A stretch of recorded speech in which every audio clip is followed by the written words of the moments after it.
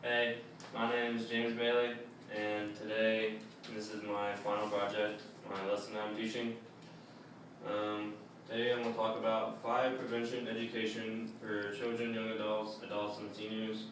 So mainly what I'm going to be talking about is the different ways to teach other people, how different ages have to be taught different ways, and pretty much. So if you ever get told you have to go talk to some people, you have a better understanding of what kind of tools you need to use and what you need to be doing. Okay. Alright, for educational methodology, there are 4 elements of education. The first one is the audience, and it's for the intended audience, sufficiently analyzed to reveal age and culture appropriate materials decisions. The second element is behavior, which is a specific behavior you want the audience to exhibit. Examples are install, inspect, and test smoke alarms. Conditions, which is the measurable condition you wish to achieve. Examples install smoke alarms that are inspected and tested. Physically observed versus phone survey, different ways you can teach or ask for other people's opinions. And the last element of education is degree. And degree is degree to which you wish the audience to perform. Example, 90% compliance rate for target audience. So how many people understand what you just taught and are able to apply it to themselves.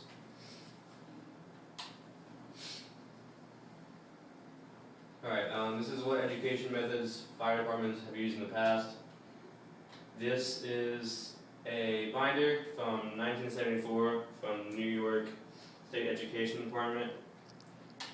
I was able to find, and this is the same one, different page, talks about plugins and how many things you can have. And this is just like the table of contents. You can't really see it, but right here it doesn't talk anything about like high school age students. This talks about different ages you can teach to. We have kindergarten, grade 1, 2, and 3, grade 4, 5, and 6. This says 7, 8, and 9.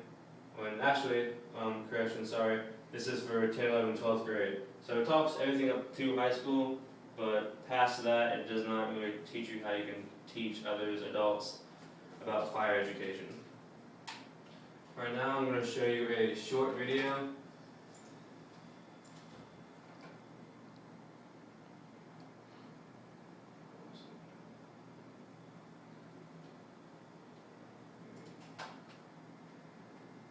This is a fire escape plan PSA from the 1970s, just to show you how old school this is. And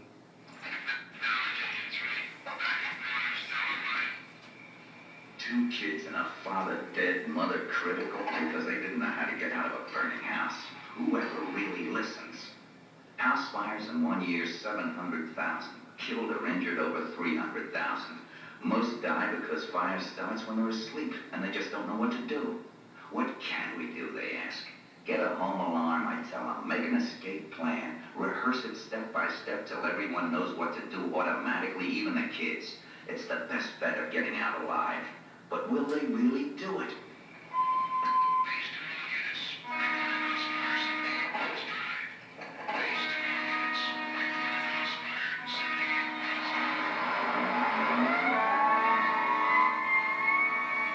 Have an escape plan and rehearse it.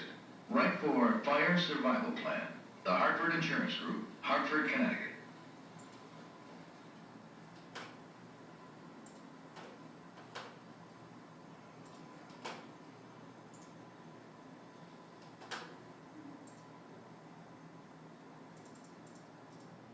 Alright, so in that video, it just shows how old technology was back then, and obviously that was a PSA, so it's probably on TV and commercial and stuff. Now you don't really see this type of commercials or anything. It's more in school, in community center, stuff like that. It just shows how much we've grown in about 40, 50 years.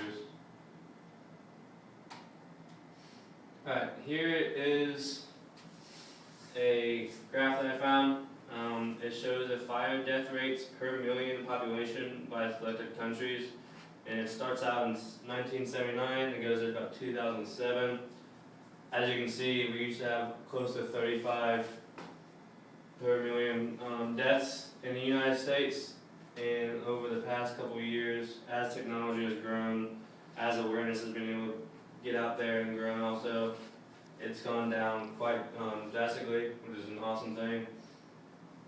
And this is 7 years ago, so I'm sure it's even dropped down even more by then. As you can see, we're not quite as good as Switzerland, but they don't really do anything. So.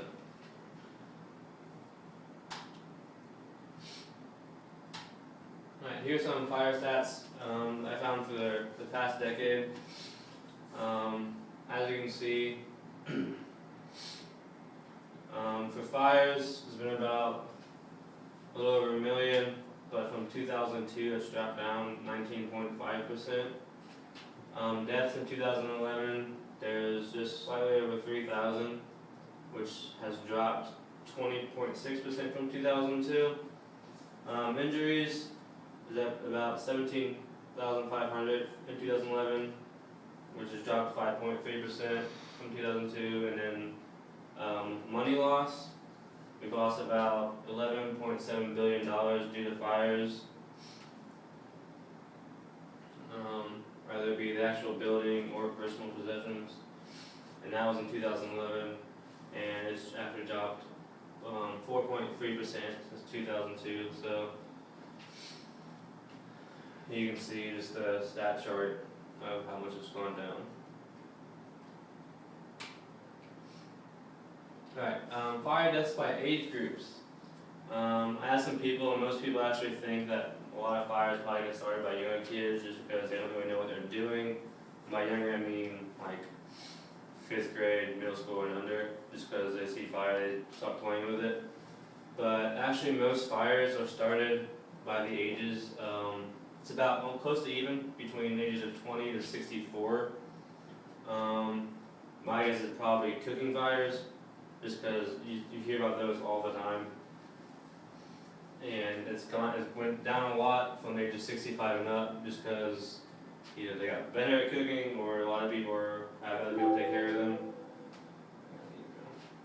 And the least amount are from the ages of 5 to 19. Like I said, just because they don't really cook or anything like that, they probably actually talk better. And 65 and up.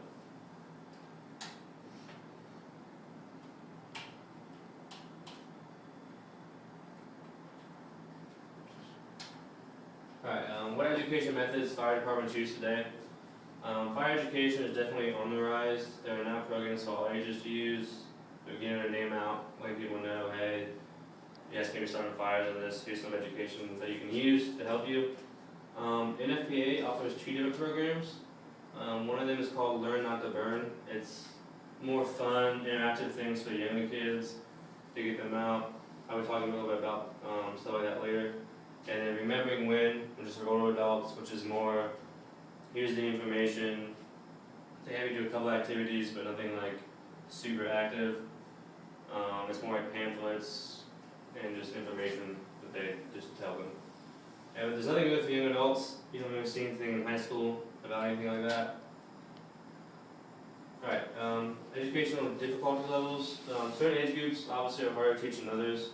I found this thing that says, they talk about the hardest group to the easiest group to teach. The hardest is actually K through 4, just because they're younger kids, they're harder to get their attention, they're always trying to make jokes, talk around, and they're hard to get their attention that hard. It's hard to get their attention, sorry. The second is high school students, mainly just because in high school you're at the age where you think you're too cool to be doing stuff, so you kind of just blow it off just because you want to be popular and stuff like that, and actually that affects that a lot. 5th through 8th grade, they're kind of a younger growing stage, so they actually pay attention quite better. Their activities are a little bit more fun, so they like to get involved. And then adults, which is you can get them in a room and also notes and stuff, and they actually learn pretty well that way. Alright, solutions for young children. The main one we'll be talking about is just Sparky the dog. Everyone knows who Sparky is. Most schools have someone in a Sparky costume come out and talk to them. about fire education. Oopsies. And I actually have a couple of things I found on sparky.org, which is their main website, for things for adults can give to their children. This is an inspection checklist. You can make a game out of it. These are all different things. Like this one says, and then you go around your house looking for these, and if it's correct, you mark it in green. If it's not, you mark it in red. And then if you're not sure, you mark it in yellow, and then you go to your fire department and ask them about it. It says things such as the furnace has been inspected in the past year. If your kid go find the furnace, and you pretty much tell them. This one says all smoke alarms work when tested by a grown-up, so they have to have their parents help them out. Also, like all extension cords are used safely. They're not under the carpets or in walking areas where they get pulled out. And then here's another one I saw for kids. I like this one a lot just because I've even done stuff like this in college. You draw a map of your home, and then you can have your parents help you. You can do it on their own, kind of like a little blueprint. And from there, even has a thing you can use. What you're supposed to do is you're supposed to make an escape plan from every room in case something was to happen. Either be close to the door, maybe there's a window that's not high off the ground, there's a fire, a kid can come out and drop out of it.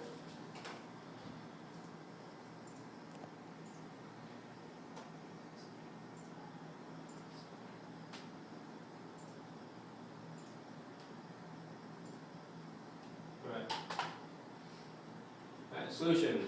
Add to the curriculum. Most kids, if you ask them what their favorite class is, they'll tell you PE, just because they get to go out, have fun, enjoy themselves. A solution to that is just maybe for a month, have fire education. Go outside, do some stop, drop, and roll type scenarios. Maybe make a little outline of a house so you can get out fastest without injuring themselves.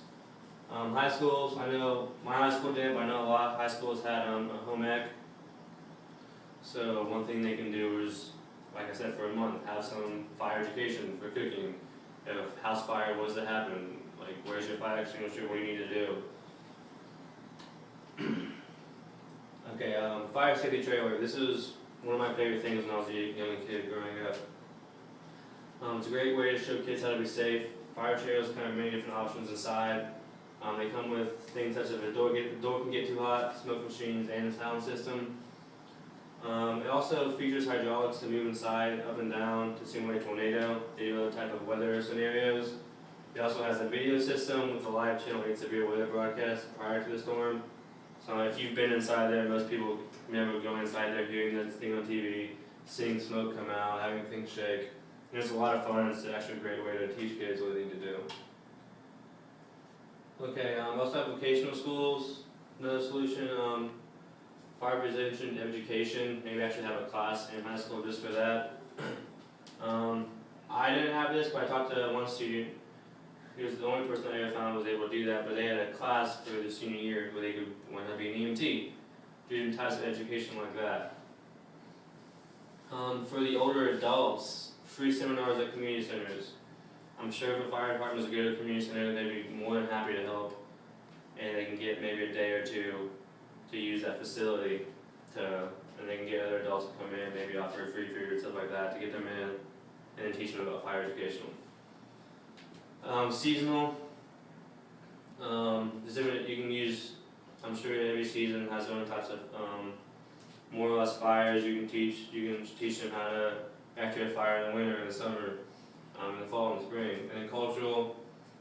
Have people from different cultures come together and teach how they learn about fire education and things like that.